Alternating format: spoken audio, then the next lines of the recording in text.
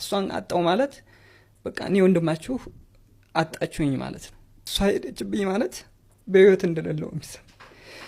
ሰላም ፋሚሊዎቼ፣ እንግዲህ ከሰሞኑ በእግረኛው ሚዲያ መነጋገሪያ የነበረው ልጅ ሚስተር ታደሰ በአቅራቢያ ይገኛል። በአካል ላገኘው ነው ሰዎች ልጁን ላገኘው ወደ ልጁ አቅራቢያ እየርኩ ነኝ ያለሁት።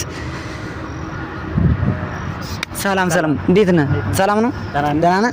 ስላገኘው በጣም ደስ ብሎኛል። እኔም ደስ ብሎኛል። ኦኬ፣ እስኪ ሙሉ ስምህና የሥራ ድርሻህን እስኪ ገለጽ አድርግልኝ እስኪ። እሺ ወንድሜ፣ ስሜ ታደሰ አዲስ እባላለሁ።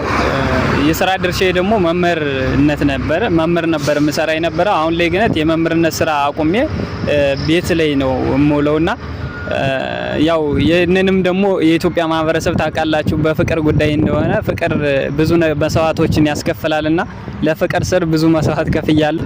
እንደው አንድ ጥያቄ እዚህ ላይ ግን አሁንም ግን ልጅቷን ታፈቅራታለህ? በጣም ነው ማፈቅራት። አሁንም ቢሆን አፈቅራታለሁ። መቼውንም ቢሆን ከሷ መራቅ አልፈልግም። ሰርቼ ተለውጬ እሷን ማኩራትና መካስ ነው የምፈልግ። እንደው በነገራችን ላይ አንድ ጥያቄ ልጠይቅ እስኪ።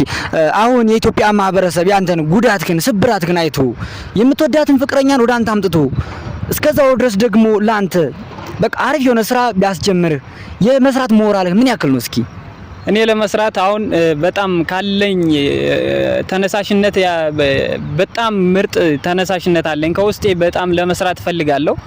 ብዙ ስራዎችም ካሁን በፊትም ሰርቻ ቃለው። ግን እኔ የኢትዮጵያ ማህበረሰብ የምፈልገው አሁን በአሁኑ ሰዓት ስራ መስራትና ሰርቼ መለወጥ እሷን ማኩራት ነው የምፈልገው። የኢትዮጵያ ማህበረሰብ ከሷ እንዳርቅ ይሄንን የተጎዳ ልብ ልትጠግኑልኝ ከፈለጋችሁ የምትፈልጉ ከሆነ የእናንተ እገዛ ያስፈልገኛል ኢትዮጵያውያን።